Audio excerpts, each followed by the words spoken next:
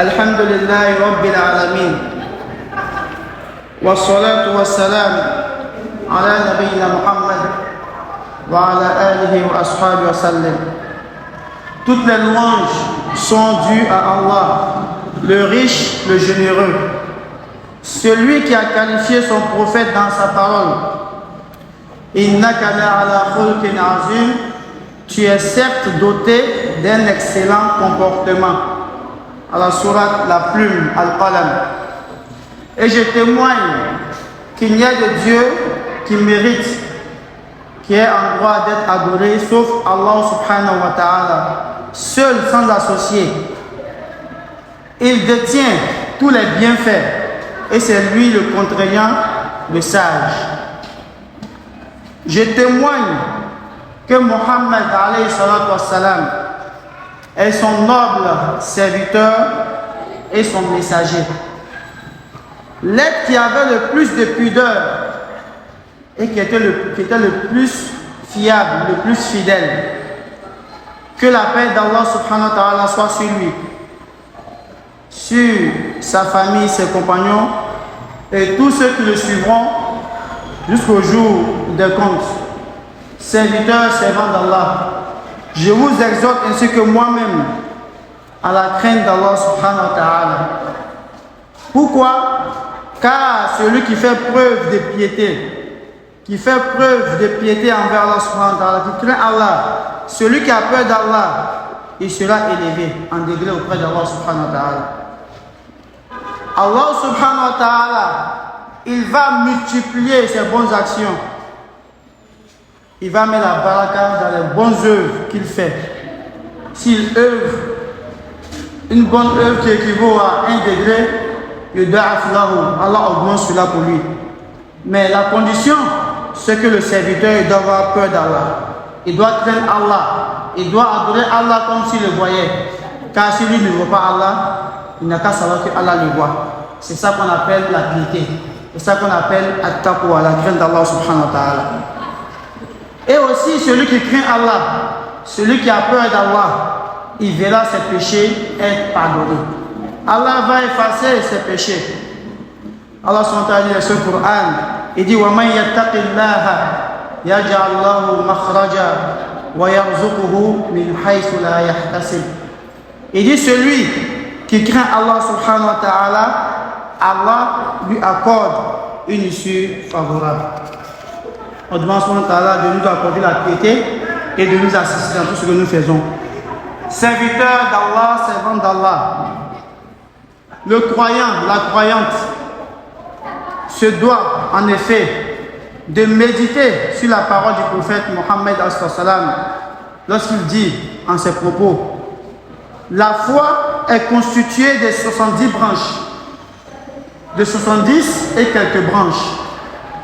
Mais la meilleure de ces branches est le fait de dire La ilaha illallah, kalimatut tawhid.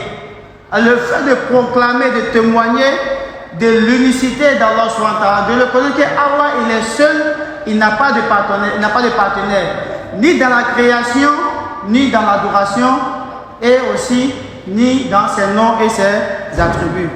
Subhanahu wa ta'ala. Et le petit degré de la foi, c'est le fait d'ôter, le fait d'enlever du chemin, de la route, du passage, ce qui peut nuire aux passants. Fait partie de la foi le fait de donner le droit de la route. Tu vois quelque chose sur la route, tu sais que ça peut causer du tort à un enfant, à un vieillard, à une personne aveugle. Alors, il ne faut pas dépasser ces choses-là. Le fait de prendre la chose et la mettre de côté, pour ne pas que ça nuise aux gens, le prophète dit sallallahu alayhi wa sallam, ça fait partie de la foi. Et puis c'est le plus petit degré, le fait de se soucier de son frère.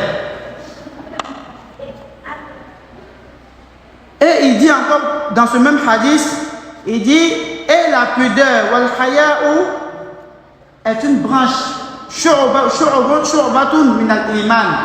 Il dit, la pudeur est une branche de la foi. Donc le prophète sallam a représenté la foi comme étant un arbre qui est constitué de branches.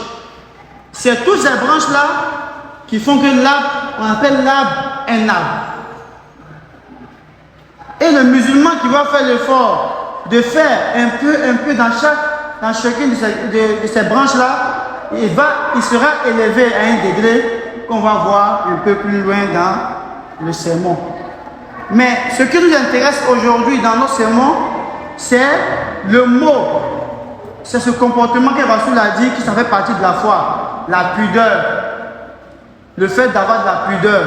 Nous on appelle ça avoir honte, mais c'est différent. La pudeur, c'est autre chose. La honte aussi, c'est autre chose. Mais qu'est-ce que la pudeur? Il faut qu'on sache. On dit que la pudeur est différente de la honte. Ok, mais qu'est-ce que la pudeur? Serviteur d'Allah, servant d'Allah, quelqu'un de pudique. D'abord, la pudeur est un attribut du cœur.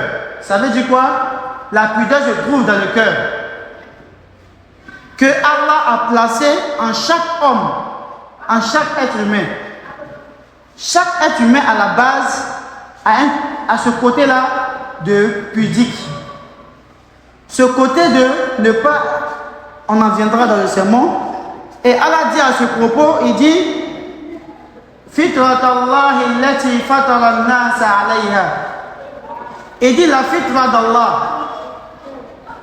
la saine nature d'Allah, qu'il a placé les hommes là-dessus.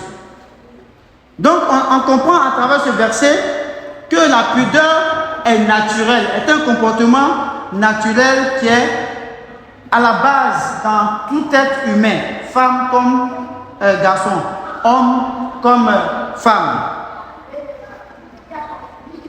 Mais en réalité, cette pudeur-là consiste à quoi?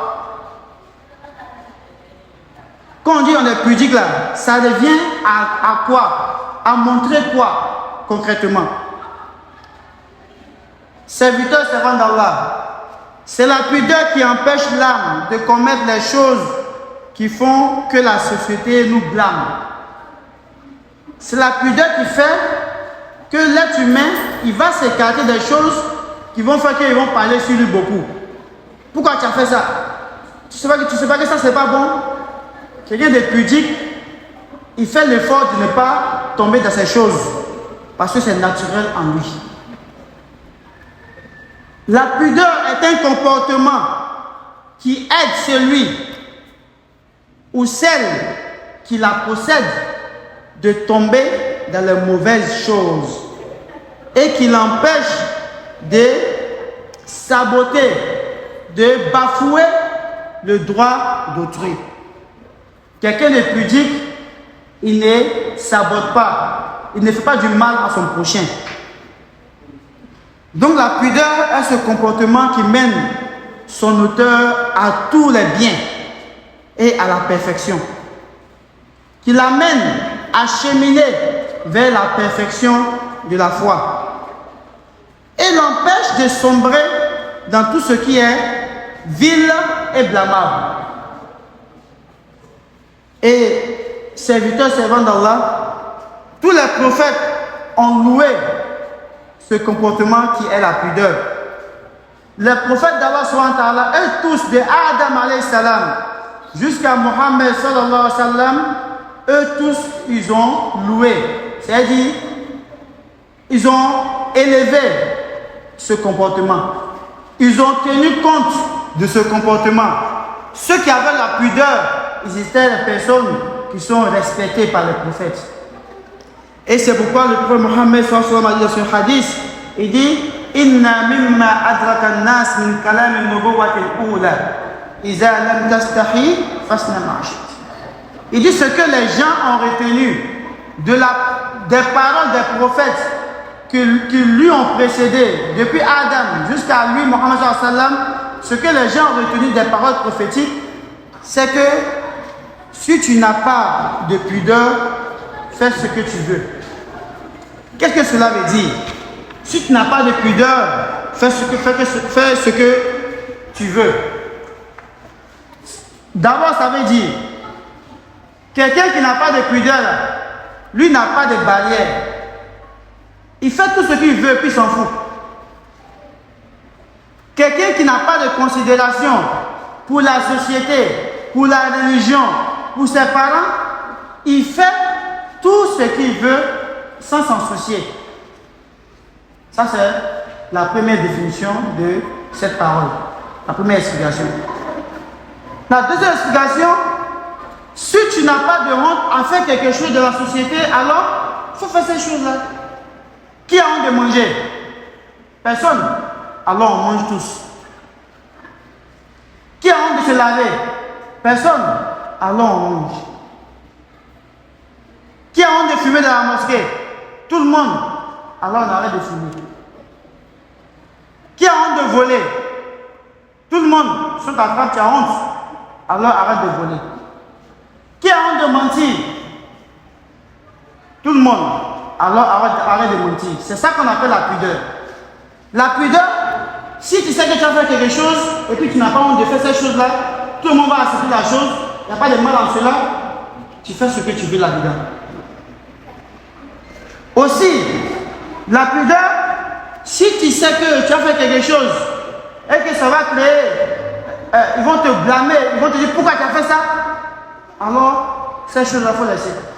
C'est ça qu'on appelle un enfant qui a la pudeur, une femme qui a la pudeur et un homme qui a la pudeur. Et sachez que la personne la plus pudique depuis la terre a été créée, c'est Mohammed alayhi salam, qui est le prophète d'Allah subhanahu wa ta'ala. Or Allah nous dit لقد كان في رسول الله أسوة حسنة لمن كان يرجو الله واليوم الآخر. أقول ما تسمعون وأستغفر الله لي ولكم ولسائر المسلمين كل ذنب فاستغفروه إنه هو الغفور الرحيم.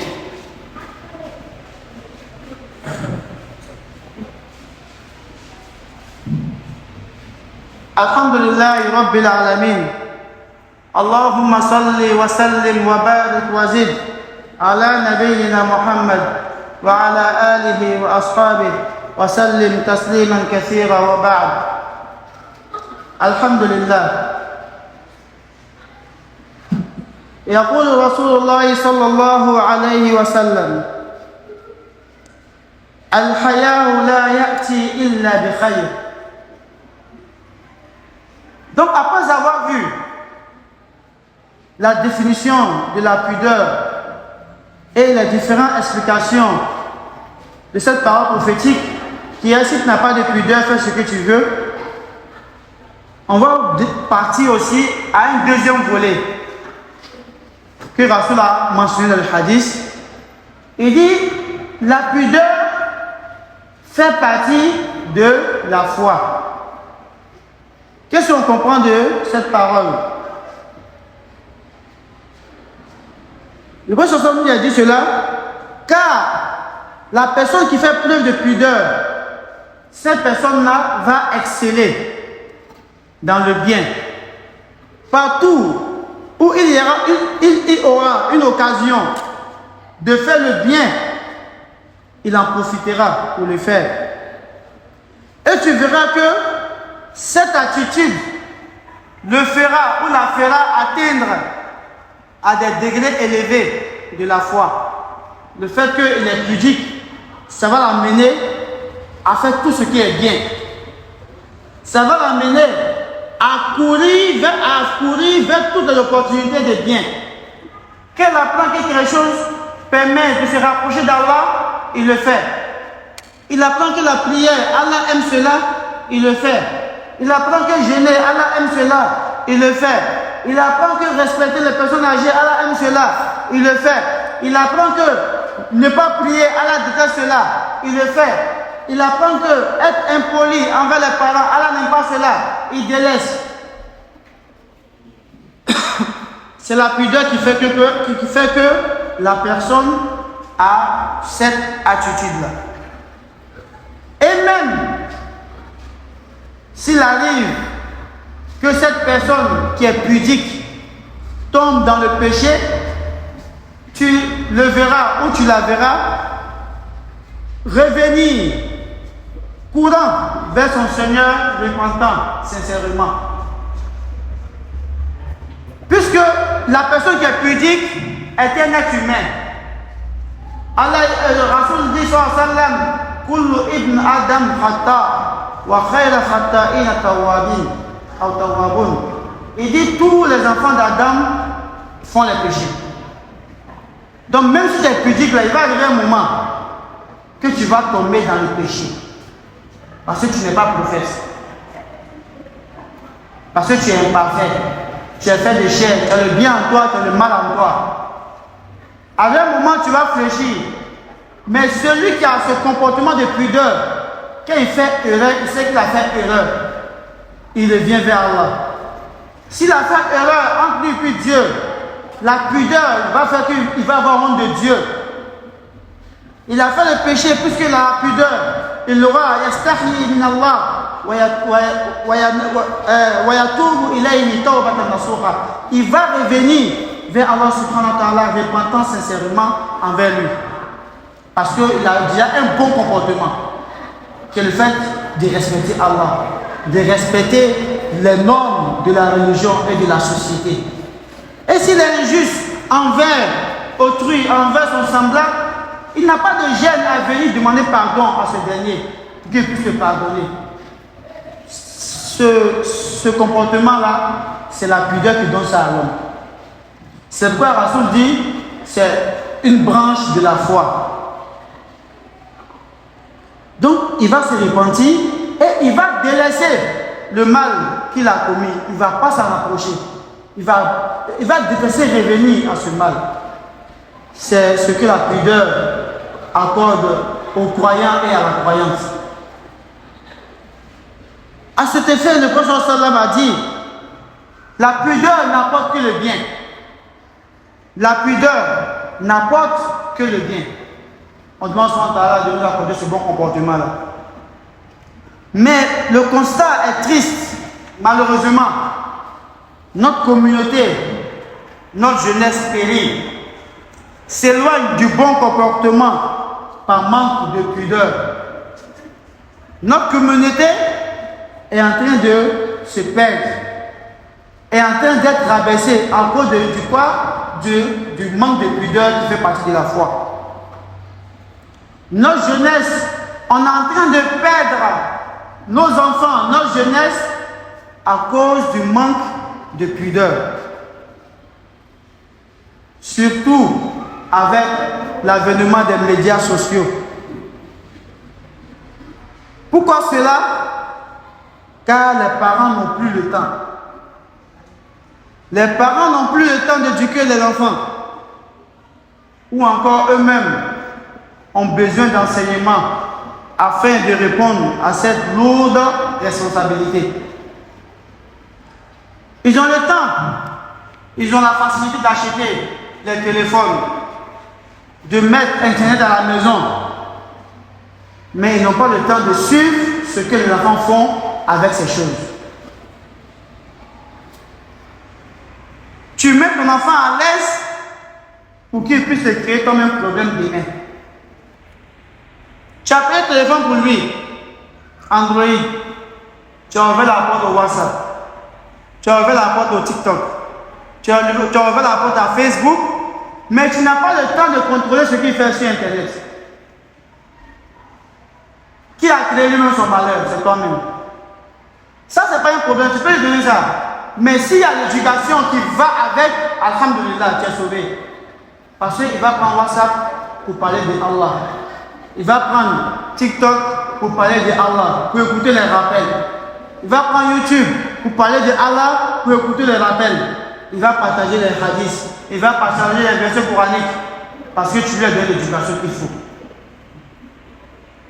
Mais combien de parents aujourd'hui, de nos jours, il n'y a pas de nos jours, pas avant, de nos jours bien sûr, eux-mêmes connaissent le bon comportement de l'islam.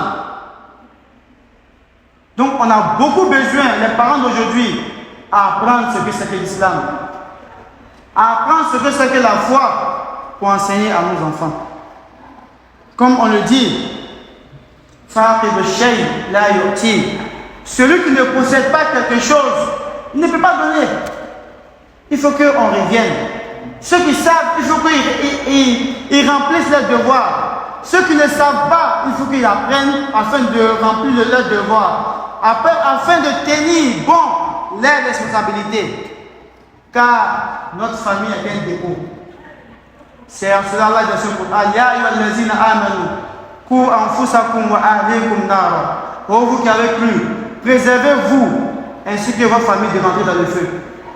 Allah dit, toi le père, toi-même il faut t'arranger, il faut que tu rentres dans le feu. Ça c'est un. Aussi il faut t'arranger, il faut que ta femme, tes enfants, ils vont rentrer dans le feu. Parce que si un rentre là-bas, toi-même tu vas partir là.